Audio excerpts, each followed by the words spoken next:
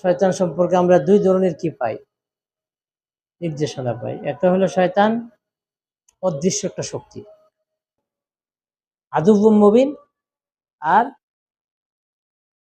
লা তারাউনাহুম, দুইটা শব্দই আসছে। একদিক দিয়ে প্রকাশ্য শত্রু, আরেক দিক দিয়ে তাকে তোমরা দেখো না। প্রকাশ্য কিভাবে, অদৃশ্য কিভাবে? তার সত্তাটা অদৃশ্য, কিন্তু বৈশিষ্ট্যে এবং তার স্বভাব দ্বারা সে প্রকাশ। সত্তাটা, কারণ যেহেতু সে জিন, কানা মিনাল জিন, সেহেতু তার সত্তা অদৃশ্য।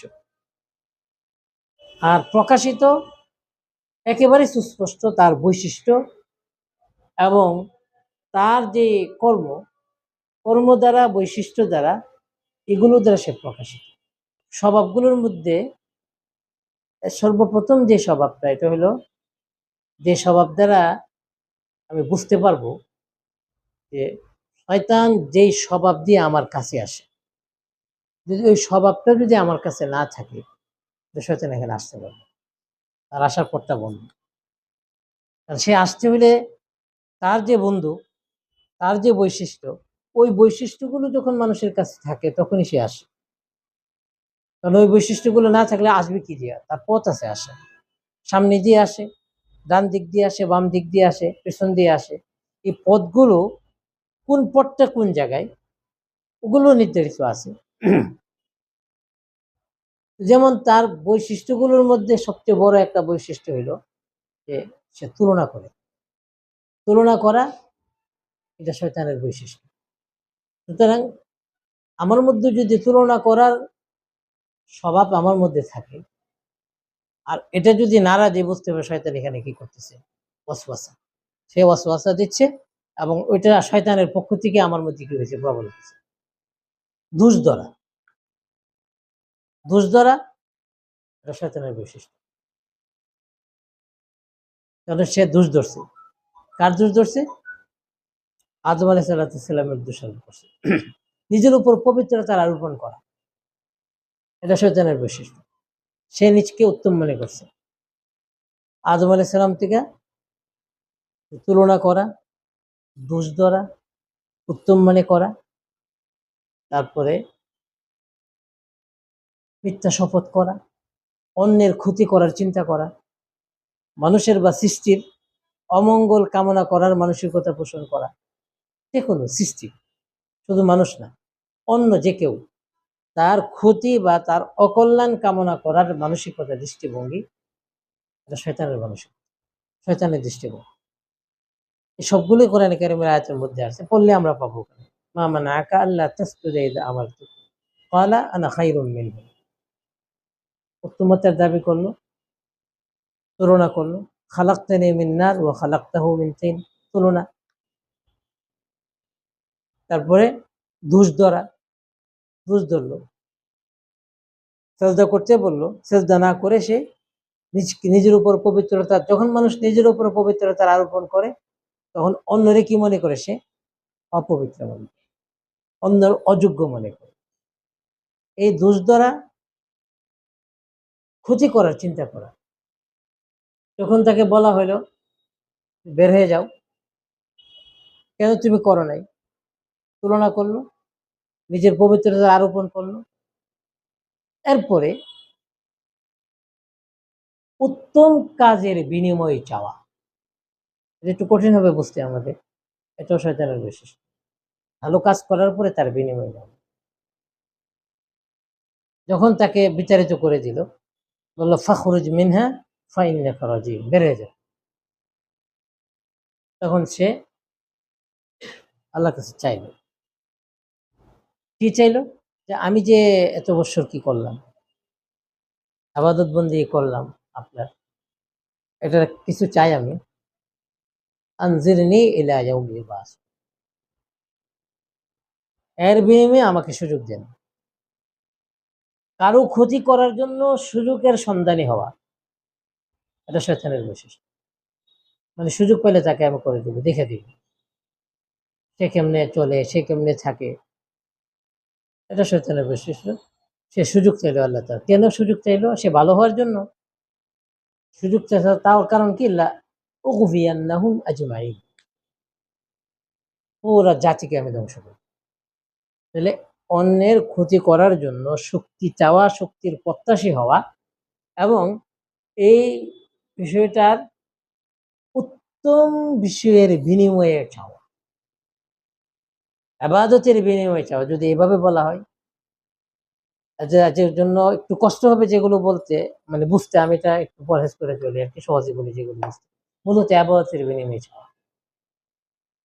সে ইবাদতের বিনিময়ে চাইলো না যে আমাকে সুযোগ দিন, তো সে বিনিময়ে চাইলো মানুষের ক্ষতি করার জন্য সরল পথের মাঝখানে বসে থাকা। এটা শয়তানের বৈশিষ্ট্য। লাআকুদান্নাহুম সিরাতাকাল মুস্তাকিম,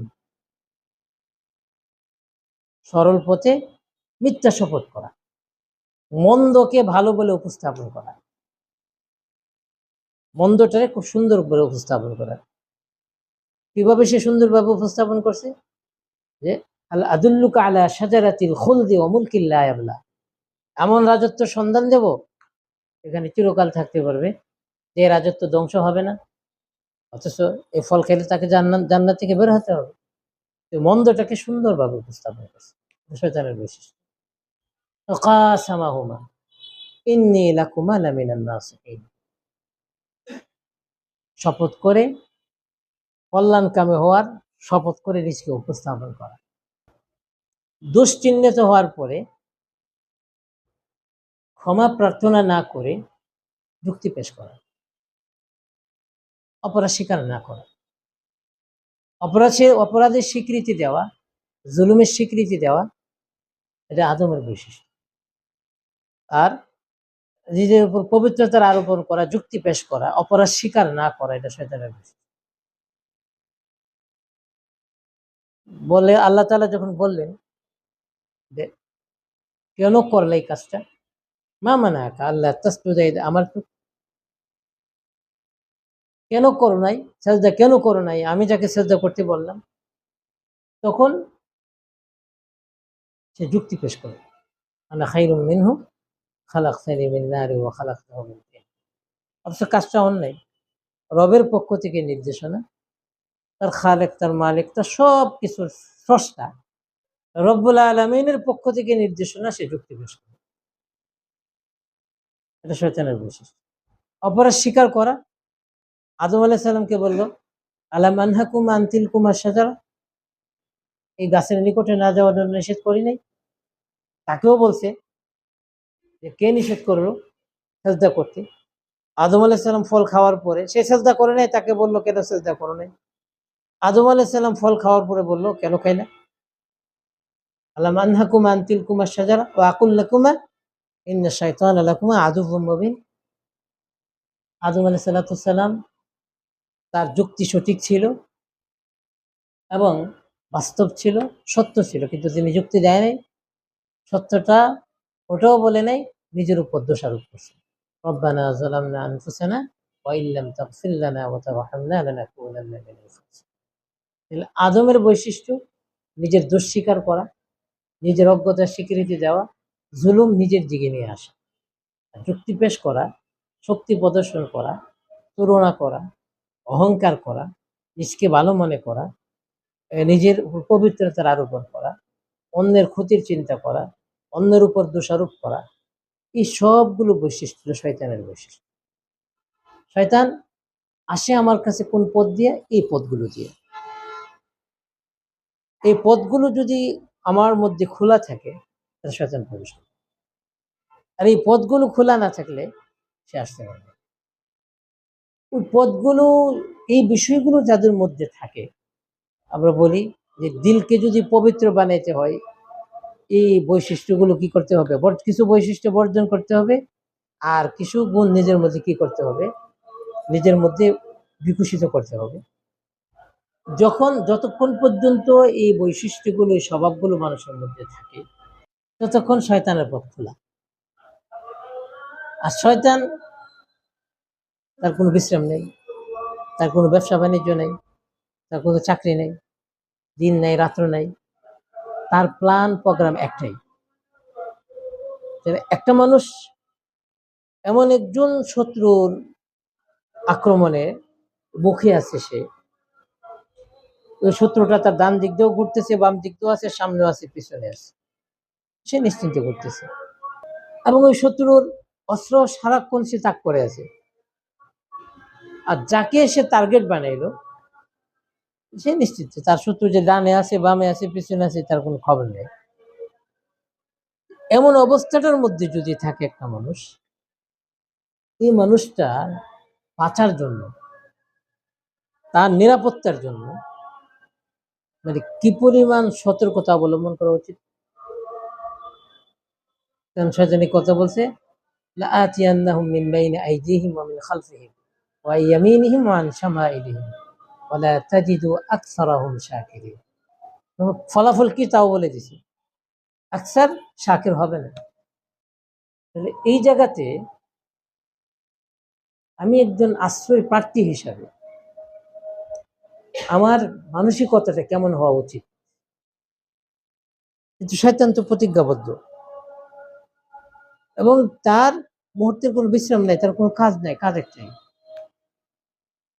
ওই জায়গাতে আমি আশ্রয় প্রার্থী, আশ্রয় দেন নেওয়ালা মাত্র একজন। আউযু বিল্লাহি মিনাশ শাইতানির রাজিম। আমি এই আশ্রয়টা পাওয়ার জন্য, এই আশ্রয় জিনিসটা কি, আমি কেমন অবস্থার মধ্যে আছি, যদি আমার পারিপার্শ্বিক অবস্থা আমি না জানি, আমার মধ্যে তো আশ্রয় পাওয়ার জন্য এরকম তীব্র আকাঙ্ক্ষা, আশ্রয় পাওয়ার জন্য এমন চিন্তা, এমন চেষ্টা, ওই মানসিকতা আসবে না। যখন বান্দা আম্মা ইউজিবুল মুদতাররা ইযা দাআ, প্রত্যেকটা মানুষ এই অবস্থা যদি আমি দেখতে পাই, তাহলে আমি কি প্রতি মুহূর্তে মুত্তান না? এই অবস্থাটার মধ্যে একটা মানুষ কিভাবে দাবি করতে পারে আনা খায়রুন, আমি ভালো, আমার ইবাদত আছে, আমার আমল আছে, কিভাবে সে বলতে পারে? কারণ প্রতি মুহূর্তে তার ইবাদত গুলো ছিনিয়ে নেওয়ার জন্য শয়তান তার মানুষটাকে মারবে না, তার ঈমান নিয়ে যাবে, তার ইবাদত নিয়ে যাবে। মানুষের এমন কোনো কাজ নাই যেই কাজ দ্বারা শয়তান মানুষকে ধোঁকা দেয়। কারণ তার টার্গেট কোন জায়গায়, এটার জন্য সে শক্তি নিয়ে আসছে, এজির ইমাজরার দাম, সে শক্তি নিয়ে আসছে। আমলকে কি করে দেবে? ঈমানকে নষ্ট করবে, আমলকে নষ্ট করবে, ইয়াকিনকে নষ্ট করবে, বিভিন্ন মাধ্যমে, বিভিন্ন ভাবে। নিজের অবস্থা, আশ্রয় কি জিনিস, আশ্রয় প্রার্থী হিসেবে আমার অবস্থা কি, যার কাছে আমি আশ্রয় চাই তিনি কে, তারপর কার থেকে আমি আশ্রয় চাই সে কে, এই আশ্রয় পাওয়ার জন্য শর্ত কি, এই বিষয়গুলো যদি সম্পর্কে চিন্তা বা এই বিষয়গুলো সম্পর্কে সুস্পষ্টতা আসে, এবং এর সাথে যখন আমি করবো আউযু বিল্লাহি মিনাশ শাইতানির রাজিম, এর সাথে যখন আমি কি চাইবো যে আউযু বিরাব্বিল ফালাক মিন শাররি মা খালাক ওয়া মিন শাররি গাসিকিন ইযা ওয়াকাব ওয়া মিন শাররিন নাফাসাতি ফিল উকাদ ওয়া মিন শাররি হাসিদিন ইযা হাসাদ। কুল আউযু বিরাব্বিন নাস মালিকিন নাস ইলাহিন নাস মিন শাররিল ওয়াসওয়াসিল খান্নাস আল্লাযী ইউওয়াসওয়িসু ফি সুদুরিন নাস মিনাল জিন্নাতি ওয়ান নাস। আশ্রয় এই নাস ফালাক প্রত্যেকবার সালাতের পরে পড়া সুন্নাহ। নাস ফালাকে কি বিষয় দেওয়া আছে, কার বিষয়টা মূলত কি? কোরআন কারীমের তেলাওয়াতের আগে তাআবুদ শর্ত কেন? এই যে প্রত্যেক সালাতের পরেই নাস ফালাক পড়তে হবে, অবশ্যই এখানে এমন কোনো বিষয় আছে, আশ্রয় যদি যিনি তাকে বানিয়েছেন, যিনি তাকে নিয়ন্ত্রণ করতে পারেন, তিনি যদি এখানে দয়া করে আশ্রয় না দেন, মানুষের পক্ষে তো আশ্রয় দেখেই না থাকে। আর যেই স্বভাবগুলো দ্বারা দেখা যায়, হ্যাঁ আমি দেখব, ওই স্বভাবগুলোর প্রেক্ষাপটে আমার প্রস্তুতি নেই। যে জিনিসগুলো, আমার ঘরে যদি অস্ত্র থাকে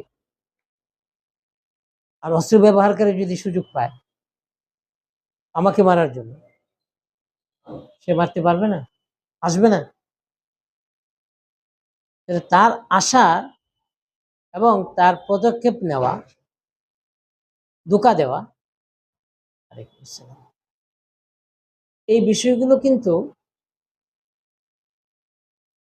আমার মধ্যে যখন এই স্বভাবগুলো বা এই বৈশিষ্ট্যগুলো থাকবে তখনই সে পারবে। এজন্য অদৃশ্যভাবে আশ্রয় যা আমি দেখি না, সে এখন কোথায় আছে, কিভাবে আছে আমি জানি না, এটা আমি জানতে পারবো, কিন্তু এটা তো আমি বুঝতে পারবো যে আমার ভিতরে তুলনা করার মানসিকতা আছে কিনা, আমার ভিতরে আমি অহংকার করি কিনা, আমি নিজকে ভালো মনে করি কিনা, আমি ইবাদতের বিনিময় চাই কিনা, অন্যের ক্ষতি করার চিন্তা করি কিনা, কাউকে ধোঁকা দেওয়ার চিন্তা করি কিনা, শপথ করি কিনা মিথ্যা শপথ। যে স্বভাবগুলো আছে, এই স্বভাবগুলো যদি আমি আমার থেকে দূর করার জন্য পদক্ষেপ নিয়ে চেষ্টা করি, এর সাথে যদি আমি আশ্রয় প্রার্থী হই, আউযু বিল্লাহি মিনাশ শাইতানির রাজিম, তখন এই আশ্রয় প্রার্থনাটা আশ্রয়ের শর্তের সাথে হবে। আর যদি শর্ত রক্ষা না হয়, আমি পড়লে তো হবে না। যেমন ওই ক্লাসে আমাদের বলল যে এই ক্লাসগুলো করলে কি আমরা কোরআন বুঝবো? ক্লাস একটা নির্দেশনা, একটা বিষয়। এই যে আমরা আজকে যে বিষয়গুলো শুনলাম, যে শয়তান তার পরিচয়টা কি, এই পরিচয় যখন আমার সামনে সুস্পষ্ট হবে, তার স্বভাবগুলো আমার মধ্যে আছে কিনা, এটাই তো আমার, এখানেই তো আমার পরীক্ষা। তার স্বভাবগুলো যদি আমার মধ্যে থাকে, আমি শুধু আউযুবিল্লাহ পাঠ করলেই তো, নাস ফালাক এবং তাউজ পড়ার সাথে সাথে যে সমস্ত পদ দেওয়া শয়তান আসে, ওই পদগুলো বন্ধ করতে হবে। অর্থাৎ ওই পদগুলো বন্ধ করার জন্য আমাদের পদক্ষেপ নিতে হয়। যখন আমি ওই পদগুলো বন্ধ করার জন্য পদক্ষেপ নিব, নিজকে কি মনে করা, ভালো মনে করা, এটা মানুষ হিসাবে মানুষের স্বভাব, এটা প্রত্যেকে নিজকে ভালো মনে করে। শয়তানের বৈশিষ্ট্য আর মানুষের স্বভাব, আনা খায়রুম মিনহু, এটা শয়তানের বাক্য। আর মানুষের স্বভাব হইল প্রত্যেকটা মানুষ সে নিজকে তার পরিসরে সে নিজকে ভালো মনে করে, সে নিজকে উত্তম মনে করে। এমনকি একজন অসহায় নিঃস্ব ভিক্ষুক, সেও নিজকে ভালো মনে করে। একটা সবচেয়ে সমাজের যে মানুষটা কি, সেও নিজকে ভালো মনে করে, তার পরিসরে সে নিজকে ভালো মনে করে। এটা মানুষের স্বভাব। এই যে আমি ভালো মনে করি, কিসের কারণে? অবশ্যই কোনো জিনিস আছে, আমি দেখি। শয়তান সে নিজকে উত্তম মনে করছে কেন? সে একটা জিনিস দেখছে। কি জিনিস দেখছে? যে খালাকতানি মিন নার ও খালাকতাহু মিন তিন। সে দুইটা সৃষ্টির মধ্যে তুলনা করছে। প্রথম তুলনা করছে, তুলনার দৃষ্টি তার মধ্যে ছিল, তখন তার মধ্যে উত্তমতার মানসিকতা আসছে। সৃষ্টির মধ্যে তুলনা করার কোনো অধিকার কোনো সৃষ্টি নেই। এটা হলো মৌলিক বিষয়। শয়তান হোক, মানুষ হোক, সাধারণ হোক, অসাধারণ হোক, আলেম হোক, তারপরে সৃষ্টি হিসাবে সৃষ্টির জন্য অধিকার নাই তুলনা করা। কেন? যিনি স্রষ্টা তিনি জানেন কোন সৃষ্টির অবস্থান কোথায় কি, ওই সৃষ্টির হাকিকত কি, ওই সৃষ্টির অবস্থান কি, এটা যিনি সৃষ্টি করছেন তিনি জানেন। যেহেতু তিনি জানেন, সৃষ্টি যদি এই ব্যাপারে কথা বলে সেটা মিথ্যা। যখন আমি এই জিনিসটা, অর্থাৎ ওই জ্ঞানটা যখন আমি তালাশ করব, চিন্তা করব যে আসলে আমার অবস্থান কোথায়, পৃথিবীর কোনো মানুষ এ কথা বলতে পারবে না তার অবস্থান, না শারীরিক দিক দিয়ে তার অবস্থান কোথায় বলতে পারবে, না মানসিক দিক দিয়ে বলতে পারবে, না জ্ঞানগত দিক দিয়ে বলতে পারবে, না যোগ্যতার দিক দিয়ে বলতে পারবে, না হায়াতের দিক দিয়ে বলতে পারবে, না শক্তির দিক দিয়ে বলতে পারবে, কোনো দিক দিয়ে বলার কোনো, মানুষ অজ্ঞ, জাহেল। জাহেল সে কিভাবে নিজকে উত্তম মনে করে? আপনাদের প্রশ্ন আসবে, আমরা সবাই জানি আপনি আমাদের জাহেল বলছেন, আমি বলি নাই, আল্লাহ তাআলা কোরআনে বলছেন ইন্নাহু কানা যালুমান জাহুলা, এটা সত্য। জালেমের স্বীকৃতি দেওয়া, এটা সত্য। এটাই আমাদের আদি পিতা দিয়েছেন, রব্বানা যালামনা আনফুসানা ওয়া ইন লাম তাগফির। আর তুলনা করা, আপেক্ষিক মূল্য দেখা, মূল্য নির্ধারণ করা, উত্তম মনে করা, এটা কাজ ছিল তার। কেন করছে? সে মনে করছে, সে এটা বুঝাইছে, আনা খায়রুম মিনহু খালাকতানি মিন নার ওয়া খালাকতাহু মিন তিন। আগুন এটা উত্তম, আর মাটি অনুত্তম। আসলে কি আগুন উত্তম না মাটি উত্তম, এটা কে জানে? যিনি বানাইছেন তিনি জানেন। তার কাছে কোনটা উত্তম, কোন সৃষ্টি বলবে? আমি হয়তো আমার ব্যবহারের কোনো কারণ বলতে পারবো, যে আমি আগুনকে এইভাবে ব্যবহার করতে পারি, মাটিকে আমি এভাবে ব্যবহার করতে পারি। কিন্তু মূলত আল্লাহ তাআলার কাছে উত্তম কি, আগুন না মাটি, এটা কি মানুষের পক্ষে জানা সম্ভব? কোন সৃষ্টির পক্ষে জানা সম্ভব? শয়তানের চক্রান্ত অত্যন্ত দুর্বল। তার জন্য যে চক্রান্ত বুঝে, যার শক্তি আছে, তার মোকাবেলায় তার জন্য সহজ। ইন্না কাইদা শয়তানি কানা যায়ীফা, তার চক্রান্তগুলো দুর্বল। আচ্ছা, কার জন্য? যে জানে, তার চক্রান্ত জানে, সে এই পথগুলো দিয়ে আসে। আমি যে সবগুলো পথ বন্ধ করে দিই, আসতে পারবে? যে পথগুলো আমরা এখন আলোচনা করলাম, এই পথগুলো যে ব্যক্তি বন্ধ করে দিবে, তার কাছে শয়তানি বলছে আমি তার কাছে যেতে পারবো না। যেমন সে ওই কথা বলছে যে ওয়ালা তাজিদু আকসারাহুম শাকিরিন, সেই বলছে। আল্লাহ তাআলা কিন্তু তার কথাটাই কি করছেন, আমাদেরকে সে যেভাবে বলছে এগুলো আমাদেরকে শোনাই দিয়েছে। সে বলছে কি, লা উগবিয়ান্নাহুম আজমাইন, কিন্তু ইল্লা ইবাদাকা মিনহুমুল মুখলাসিন, ইল্লা ইবাদাকা মিনহুমুল মুখলাসিন। এই যে বিশুদ্ধতা, বিশুদ্ধ যারা হবে, পিওর যারা হবে, তাদের কাছে পাবে। যার পথগুলো বন্ধ হবে, আসবে কিভাবে? আসতে হলে পথ লাগে। আমরা জানি যদি কেউ কোথাও যেতে হয় কি লাগে, রাস্তা লাগে। তো শয়তানের রাস্তা আছে, ওই রাস্তাগুলো এগুলো। যদি কোনো মানুষ রাস্তাগুলো সম্পর্কে পরিচয় লাভ করে আর রাস্তাগুলো বন্ধ করার ব্যবস্থা আল্লাহ তাআলা তাকে দান করেন, শয়তান আসতে পারবে না, তার কাছে আসবে না। তার চক্রান্ত অত্যন্ত জয়ীফ। সে জানছে, আল্লাহ তাআলা এমন সুস্পষ্ট ভাবে জানায় দিলেন, এটা দুর্বল নাকি? নাকি অস্পষ্টতা আছে? তুলনা করা, নিজকে উত্তম মনে করা, ক্ষতি করার চেষ্টা করা, মিথ্যা শপথ করা, মন্দকে ভালো বলে উপস্থাপন করা, মানে যে বৈশিষ্ট্যগুলো আমরা এখানে আলোচনা করলাম সবগুলো, যখন এগুলো প্রকাশ হয়ে গেল তখন কি আর কঠিন রইল? হ্যাঁ, এখন কঠিন কার জন্য? যে এগুলোর মোকাবেলায় কি নিতে পারবে, শক্তি অর্জন করতে পারবে, প্রস্তুতি নেবে, তার জন্য সহজ। যে প্রস্তুতি নেবে না, তার জন্য কঠিন। দুনিয়ার এমন কোনো কাজ নাই যে কাজটা প্রস্তুতি ছাড়া হয়। কোরআন বলছে লা ইয়ামাসসুহু ইল্লাল মুতাহহারুন, পৃথিবীর কোনো পুস্তক এই শর্ত দেয় না। কোরআন যে মানব রচিত না, তার প্রমাণ লা ইয়ামাসসুহু ইল্লাল মুতাহহারুন। আসতে পারবে না কোরআনের কাছে, ধরার অনুমতি নেই পবিত্রতা ছাড়া। কোনো মানুষ যখন কোনো পুস্তক রচনা করে, সে চায় এটা মানুষ বেশিভাবে পড়বে, কিভাবে বেশি প্রচার হয়, প্রসার হয়। তো কোরআন বলে আমার কিতাব পড়ার জন্য এই শর্ত আছে, এই কথা কেউ বলেন? এই বই পড়ার জন্য এই বিষয়গুলো কি করতে হবে, এই শর্ত নেই।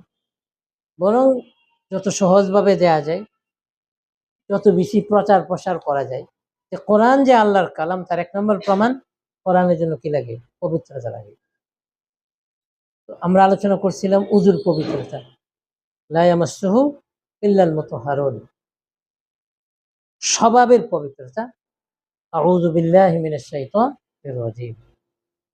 আর এর আগে পবিত্রতা ছিল বিশ্বাসের পবিত্রতা, ঈমানের পবিত্রতা। এই তিন ধরনের পবিত্রতা, এটা কোরআনে কারীমের কাছে যাওয়ার জন্য শর্ত। এই শর্তগুলোর প্রসঙ্গে, মানে প্রাসঙ্গিকতায় আমরা যে বিষয়গুলো এর আগে যে আলোচনা করলাম, পূর্ব প্রস্তুতি, প্রস্তুতি এবং শর্ত। দুনিয়ার লাইনে কোনো কাজ হয় না পূর্ব প্রস্তুতি, প্রস্তুতি এবং শর্ত ছাড়া। শুধু শর্তে না, মৌলিক শর্তও আছে। কোরআন মৌলিক শর্ত আছে কোরআনে যাওয়ার। আমি শর্ত বললাম, এরপরে কোরআন মৌলিক শর্ত বলে যে শর্ত ছাড়া কোরআনের কাছে কেউ যেতে পারবে না। তাহলে আমরা যে বললাম যে আসলে কি ক্লাসগুলো করলেই কোরআন বুঝতে পারবো, কোরআন পড়া শুরু করে দিতে পারবো, কোরআনের ভাষা পড়তে পারবো, ভাষার জন্য এই শর্ত কিছুই নেই। যদি আমি কোরআনের মূল বিষয় বুঝতে চাই, কোরআন যে হেদায়েত নিয়ে আসছে, যে চ্যালেঞ্জ নিয়ে কোরআন আসছে, ওই চ্যালেঞ্জ যদি আমি বুঝতে চাই, তাহলে আমাকে কোরআনের কাছে শর্তে যেতে হবে। কোরআনের জ্ঞানের কাছে যাওয়ার জন্য হৃদয়ের বিশুদ্ধতা শর্ত। ইল্লা ইবাদাকা মিনহুমুল মুখলাসিন। এই জন্য আমরা যে কথা বলি যে না মনে হলো অনেক কঠিন, অনেক কঠিন না, আসলে সহজ। কঠিন কেন আমরা এটা কঠিন বানাইছি? মানুষের কিচ্ছু নাই, আমাদের সৃষ্টির কোনো শক্তি নেই, কিচ্ছু নাই তার কাছে। এটা সত্য। আমি আছে বলে আমি দাবি করবো আনা খাইরুন, মিথ্যা। সত্যটা বলা সহজ না মিথ্যা বলা সহজ? সত্য বলা সহজ, আমার কিচ্ছু নাই। কারণ আমার আমার এই অস্তিত্বের মধ্যে কোনো কিছু আমি বানাইছি না। সুতরাং এর কোনো কিছু আমার না, সত্য কথাই। আমার হাতটাই যদি আমার না হয়, তো বাড়িটা আমার, ক্ষমতাটা আমার, শক্তিটা আমার, যোগ্যতাটা আমার, আমি নিয়ন্ত্রণ করি যোগ্যতা। আয়াতটা আমার কাছে, তেলাওয়াত করলাম, এটা কবুল করার শক্তি আমার কাছে আছে, এটা পবিত্র করে পৌঁছে দেওয়ার শক্তি আমার কাছে আছে। তো কি আছে আমার কাছে? এই যে উত্তম বলি একটা জিনিস দেখে বলি, এই যে দৃষ্টিটা, এই দৃষ্টি শক্তিটার কি করতে হবে যে আসলেই যে কিছু নাই। এজন্য ইমান যদি পবিত্র হয় এত বিশ্লেষণ লাগে না, ওগুলো এমনি পড়লেই আসে। আর আমাদের বিশ্লেষণ কেন করতে হয়? এজন্য করতে হয় যে আমরা অনেক দিক দিয়ে কি হয়ে গেলাম, আটকে গেলাম। কারণ ইমানের বিশুদ্ধতাই সবগুলো বিশুদ্ধ করে ফেলবে।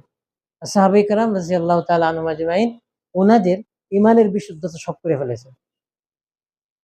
এরপর আর কোনো বিষয় ওনাদের সামনে ছিল না। কি দিয়ে তুলনা করবেন ওনারা? এই বিষয় ছিল না ওনাদের সামনে। স্বভাবের সাথে যে জিনিসটা মিশ্রিত, এমনি দূর হয়ে যায়? জীবাণু কি আমরা এমনি দূর করতে পারি? দেখতে পাই খালি চোখে? এর জন্য বিশেষ কি নিতে হয়? পদক্ষেপ নিতে হয়। যেই জিনিসটা প্রশংসা প্রিয়তা, বরত্ব প্রিয়তা, প্রভুত্ব প্রিয়তা, নেতৃত্ব প্রিয়তা, কর্তৃত্ব প্রিয়তা, এগুলো মানুষের স্বভাবের সাথে মিশ্রিত। মানে যেখানে এগুলো আছে, এগুলো মানুষ জাপ দিয়ে এখানে কি করতে পারে, যাইতে পারে, করতে পারে। এগুলোকে বিসর্জন দেওয়া, এটা তো আসলে খুব সহজ বিষয় না। এখন এটার জন্য যে দরকার, আসলেই যে আমার নাই, এই জায়গাতে আমাদের প্র্যাকটিস নেই। এই জায়গাটা আমাদের প্র্যাকটিস করতে হবে। না, চিন্তার দ্বারা বুঝি নাই, আমরা কথার দ্বারা বুঝলাম। আমরা শুনলাম, বুঝি নাই, বুঝতে অনেক পরে। এই যে বুঝ নাই তার প্রমাণ কি? আমাদের যে এখন বুঝ নাই তার প্রমাণ কি? এই যে মনে করুন আমরা এখন যেভাবে আসি এখানে, আমাদের মধ্যে কি কোনো টেনশন আছে, চিন্তা আছে? কি শত্রু আমাদের চারপাশে নাই? এখানে নেই নাকি? বিল্ডিং এ আসতে পারে না, পাঁচতলায় আসতে পারে না? আপনি বলেন, যদি আপনি বুঝেন যে পিছনে র্যাব আছে, সামনে আর্মি আছে, এই পাশে পুলিশ আছে, ওই পাশে ছাত্রলীগ আছে, আর উপরে আছে হেলিকপ্টার নিয়েছে, আপনার অবস্থাটা কি চিন্তা করেন? ওটা কেন আসেন? ওখানে বুঝের উপলব্ধি আছে, এখানে উপলব্ধি নেই। এই যে উপলব্ধিটা জাগ্রত করার জন্য এই জিনিসটা দরকার, সেটা হলো চিন্তা করতে। প্রচুর চিন্তা লাগে, বারবার চিন্তা করতে হবে, বারবার চিন্তা করতে হবে প্রচুর। কারণ ওখানে কিন্তু সবার পরিচয় আছে ওই জায়গাটাই। এই জায়গাতে আপনি না যে একটা বাচ্চারা দেওয়া হয়, সে আর সুন্দর দেখবে, এখানে আপনার তাকায় থাকবে, দেখবে, তার একটু ভয় লাগবে না? কিন্তু আপনার ভয় লাগবে কেন? আর্মির বই আছে, আপনার চিনেন, তার র্যাবরে চিনেন, ছাত্রলীগরে চিনেন, সবাই চিনেন, আপনি পুলিশরে চিনেন, সবার পরিচয় জ্ঞান আছে। আসলে আমরা কথা শুনলাম, এই পরিচয় জ্ঞানটা আমাদের ভিতরে আসার জন্য যে মেহনত দরকার, এই মেহনতটার নাম চিন্তা ফিকির করা। কোরআনে চিন্তার কথাই বলে, আফালা ইয়াতাদাব্বারুনা আল কুরআন আম আলা কুলুবিন আকফালুহা। কোরআন নিয়ে চিন্তা করবে না, না তোমাদের হৃদয় তালা খুলবে। হৃদয়ের তালা খুলতে হবে, চিন্তায় অংশগ্রহণ করতে হবে। কোরআন বারবার বারবার চিন্তার কথা বলে, এমন কোনো আয়াত নাই যে আয়াতে চিন্তার কথা নেই। প্রত্যেকটা আয়াতই চিন্তার নির্দেশনা। এখন আমরা কোরআনকে পড়তেছি দৈনিক, চিন্তা কতটুকু করে কোরআন নিয়ে? সাহাবে কালাম পড়ছেন, চিন্তা করছেন, কি পরিমাণ? এক আয়াত পড়ার পরে এই আয়াতের উলুম মারিফ সমস্ত কিছু অর্জিত হওয়ার আগ পর্যন্ত সামনের আয়াতে যায় না। এমনও আছে সাহাবিদের মধ্যে। তো আমরা তো মানে 1 বছর হাফেজ হয়ে যেতে পারি, সব শেষ কমপ্লিট, তাফসিরও 1 বছরে শেষ। কোরআনে কারিমের মূল জ্ঞান, এই জ্ঞানের দরওয়াজাই খুলবে না চিন্তা ছাড়া। শুধু কোরআনে চিন্তা না, 3টা চিন্তা লাগবে। যদি আমি এই জিনিসগুলো আমার উপলব্ধিতে আনতে চাই অথবা আমার জ্ঞানে পরিণত করতে চাই, তাহলে কয়টা চিন্তা দরকার? 3টা চিন্তা দরকার। 1 নম্বর সৃষ্টির চিন্তা করতে হবে, সৃষ্টির চিন্তার কথা কোরআনেই বলে। 2 নম্বর নিজ সম্পর্কে চিন্তা করতে হবে। 3 নম্বর কোরআনে চিন্তা করতে হবে। এই 3টা চিন্তা যদি আমি করি, চিন্তা করলে আল্লাহ তাআলা সমস্ত বিষয়গুলো সহজ করে। কিন্তু 3 ধরনের চিন্তায় অংশগ্রহণ করতে হবে। এই সিলেবাস কিন্তু আমার বানানো না, কোনো গ্রুপের বানানো, এটা আল্লাহর কোরআনে দেওয়া সিলেবাস। কোরআনে কারিমের সিলেবাস। বলেন আপনি, আমি ভাষার সিলেবাস কয়টা পড়ছি, কত বছর পড়ছি? কোরআনের এই সিলেবাস আমি পড়লাম, আপনি পড়লেন? ইকরা বিসমি রাব্বিকাল্লাযী খালাক, পড়ুন আপনার রবের নামে যিনি সৃষ্টি করিয়েছেন। মানে কি বলে? এখানে তো রবের নামে পড়তে বলছে, আমরা তো কোরআন শরীফ পড়তেছি, আউযুবিল্লাহি মিনাশ শাইতানির রাজিম, বিসমিল্লাহ পড়া শুরু করলাম। যখন আমি পড়লাম এই সৃষ্টিকে পড়ার সাথে সাথে আল্লাহ তাআলার গুণগুলোকে আমাদের সামনে চলে আসে। সৃষ্টি নিয়ে পড়লাম কোথায়? এই সৃষ্টির পড়ার কথা বলছেন, ইকরা বিসমি রাব্বিকাল্লাযী খালাক, পড়ুন আপনার রবের নামে যিনি বিশ্বজগৎকে সৃষ্টি করিয়েছেন। দ্বিতীয় নির্দেশনা, খালাকাল ইনসানা মিন আলাক, বিশ্বজগৎ একরকম সৃষ্টি আর মানুষ ভিন্ন সৃষ্টি। পুরা বিশ্বজগৎ এক পাশে, মানুষ আরেকটা ভিন্ন সৃষ্টি, আরেক পাশে। খালাকাল ইনসানা মিন আলাক, যিনি ইনসানকে আলাক থেকে সৃষ্টি করছেন। কয়টা পড়া হলো? সৃষ্টির পঠন, দ্বিতীয় মানুষের পঠন। ইকরা ওয়া রাব্বুকাল আকরাম আল্লাযী আল্লামা বিল কলম আল্লামাল ইনসানা মা লাম ইয়ালাম, পড়ুন আপনার রব অতিশয় দয়ালু, যিনি মানুষকে কলম দ্বারা শিক্ষা দিয়েছেন, অজানা জ্ঞান শিক্ষা দিয়েছেন।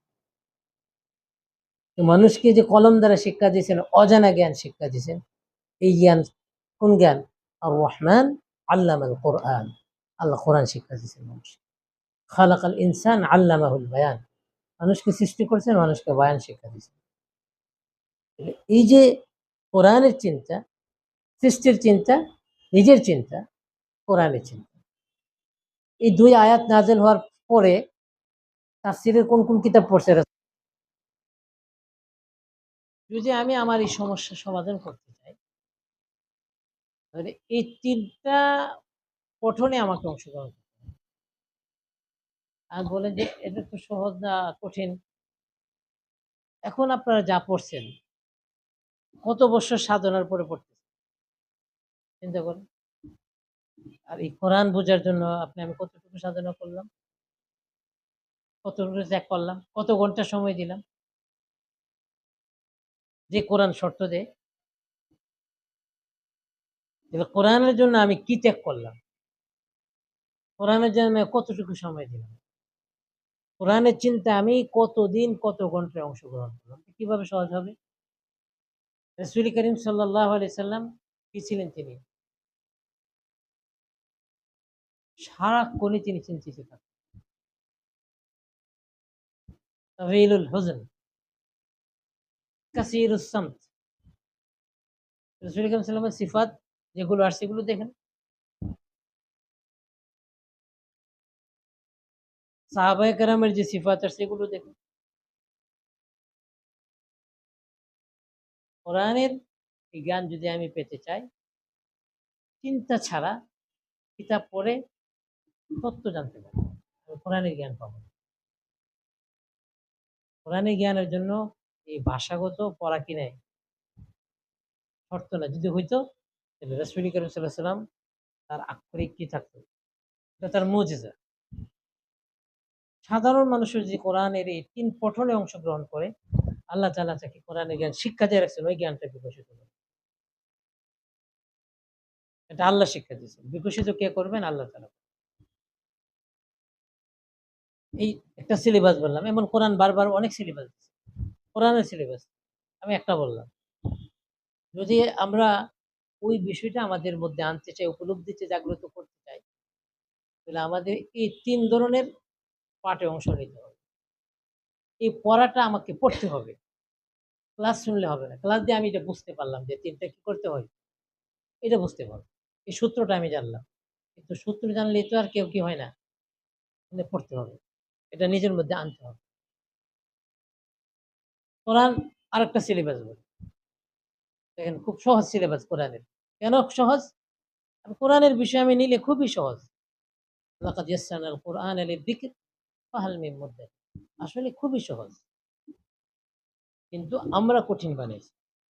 আমাদের এই বিশাল সিলেবাস, আমাদের এই বিশাল সিস্টেম, আমাদের এই বিভিন্ন বুদ্ধির বানানো জিনিস আমরা কঠিন বানাই ফেলছি। কোরআনে কারীম বলছে, তাবারাকাল্লাযী বিয়াদিহিল মুলকু ওয়া হুয়া আলা কুল্লি শাইইন কাদির।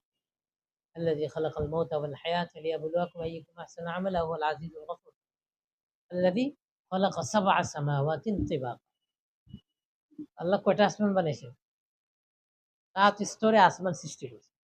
خلق 7 سماوات طباقا। এখন আল্লাহ সিলেবাস দিয়ে, মা তারা ফি খালকির রহমানি মিন তাফাউত। আল্লাহর সৃষ্টির মধ্যে কোথাও কোনো ত্রুটি আছে? আল্লাহ প্রশ্ন দিবেন। আমাদের কাছে কি ত্রুটি নাই? ছাত্রলীগের দোষ ধরা পড়ে না? ছাত্রলীগ আল্লাহর সৃষ্টি না?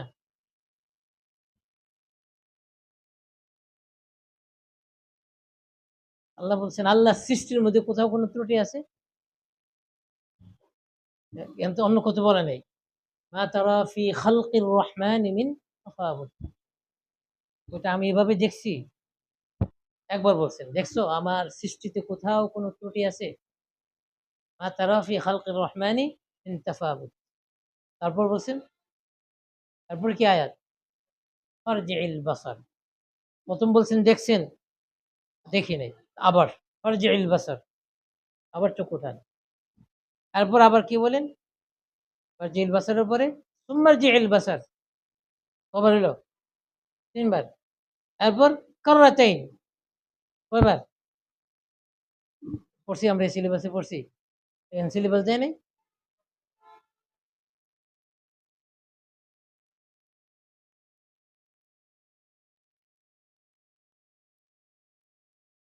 না, আমি তা বোঝানোর জন্য বললাম আরকি। সৃষ্টি আল্লাহ তাআলা বলছেন।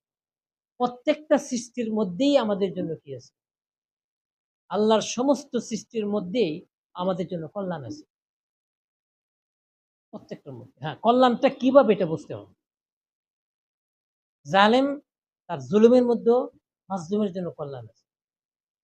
কিন্তু কিভাবে এটা বুঝতে হবে? তো এই যে কথাটা বললাম, এখানে আল্লাহ তাআলা সিলেবাস দিয়েছেন। আসমানের দিকে তাকাও, আবার তাকাও, আবার তাকাও, বারবার তাকাও। এখন বলেন আপনি, আমি, আমরা কতদিন এভাবে এই সিলেবাসটা পড়ছি?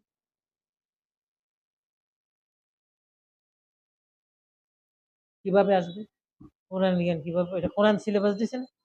এটা কি কোনো আমার ব্যক্তির বা কোনো শাইখের বা কোনো সিলসিলার দেওয়া সিলেবাস?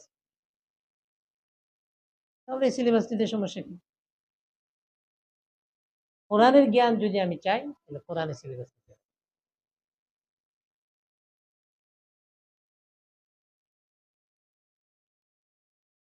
فلا ينظرون إلى الإبل كيف خلقت وإلى السماء كيف رفعت وإلى الجبال كيف نصبت وإلى الأرض كيف سطحت فذكر إنما أنت مذكر ألم نجعل الأرض مهادا والجبال أوتادا وخلقناكم أزواجا وجعلنا نومكم سباتا وجعلنا الليل لباسا وجعلنا النهار معاشا وبنينا فوقكم سبعا شدادا وجعلنا سراجا وهاجا وأنزلنا من المعصرات ماء سجادا لنخرج به حبا ونباتا জান্নাতিন আলফাফা।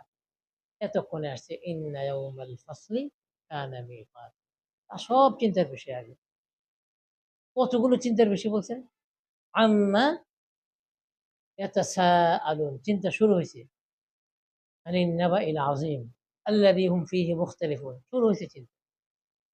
কত পরে যায় সংবাদ আসছে ইন্না ইয়াউমাল ফাসলি কানা মিকাত।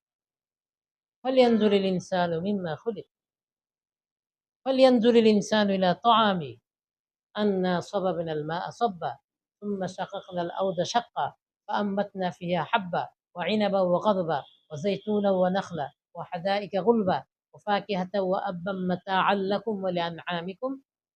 এখন আসছে فإذا جاءت الصاخة।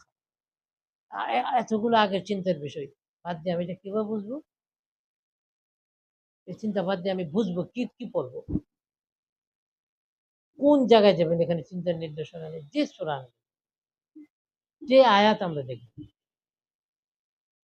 যে সূরা যে আস-সামা ওয়াশ-শামসি ওয়া দুহাহা ওয়াশ-শামস ওয়া দুহাহা ওয়াল কমারি ইযা তালাহা ওয়ান নাহারি ইযা জাল্লাহা ওয়াল লাইলি ইযা ইয়াগশাহা ওয়াস সামাই ওয়া মা বানাহা ওয়াল আরদি ওয়া মা তাহাহা ওয়া নাফসি ওয়া মা সাওয়াহা ফাআলহামাহা ফুজুরাহা ওয়া তাকওয়াহা ক্বাদ আফলাহা মান যাক্কাহা। ফাআলহামাহা আর আগ পর্যন্ত সবগুলো চিন্তার বিষয়। ওয়াশ-শামস ওয়া দুহাহা, সূর্য কি জিনিস এবং তার যে দ্বিপ্রহর কি জিনিস, এটা শুরু হলো চিন্তার বিষয়। ইযাস সামাউ ইনফাতারাত ওয়া ইযাল কাওয়াকিবু ইনতাসারাত ওয়া ইযাল বিহারু ফুজ্জিরাত ওয়া ইযাল কুবুরু বু'সিরাত আলিমাত নাফসুম মা কদ্দামাত ওয়া আখারাত। এই আলিমাত শুরু হলো এখানে। আলিমাত তো এখন না, আগের বিষয়গুলো চিন্তা। যে কোনো সূরায় যাবেন, والنازعات غرقا والناشطات نشطا والسابحات سبحا والسابقات سبقا والمدبرات امرا। এখন আসছে ইয়াউমা তারজুফু রাজিফা ওয়াল মুরসালাতি। যে কোনো সূরাতে যাবেন, যে আয়াতই যাবেন, এই আমলটাকে ছেড়ে দিয়ে আমি কোরআনের জ্ঞান কিভাবে পাবো?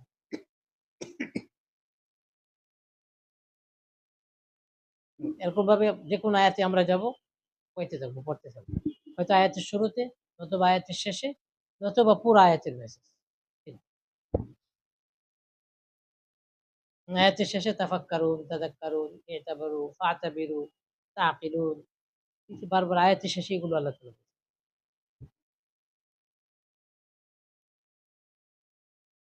উনজুর, ফানজুর, আলাম তারা, এই যে যরাবা, এই সবগুলো তো চিন্তার বিষয়। তাফাক্কুর, তাযাক্কুর, তাদাব্বুর, ইতিবার, সবগুলো চিন্তার বিষয়। তাফসীরের একটা উসুল আছে যে প্রত্যেকটা সংবাদের মধ্যে একটা কি আছে? আমল আছে। তত সংবাদ অর্থাৎ আল জুমলাতুল খাবরিয়া, যেগুলো সংবাদ সূচক যে বাক্য, এর ভিতরে একটা কি থাকে? হুকুম থাকে, আমর থাকে। তাফসীরের উসুল। যেমন বাক্য আমরা পড়ি, আম্মা ইয়াতাসাআলুন আনিন নাবাইল আযীম। মানুষ জিজ্ঞেস করে এই মহা সংবাদ সম্পর্কে।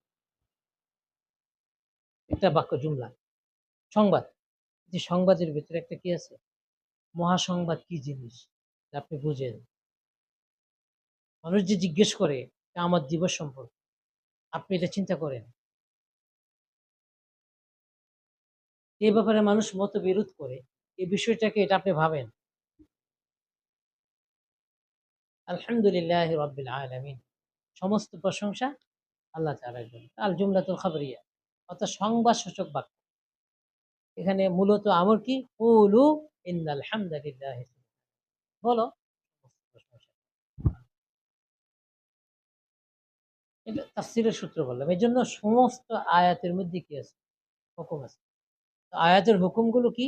মূলত চিন্তা কেন্দ্রিক। সুবহানাকাল্লাহুম্মা ওয়া বিহামদিকা আশহাদু আল্লা ইলাহা ইল্লা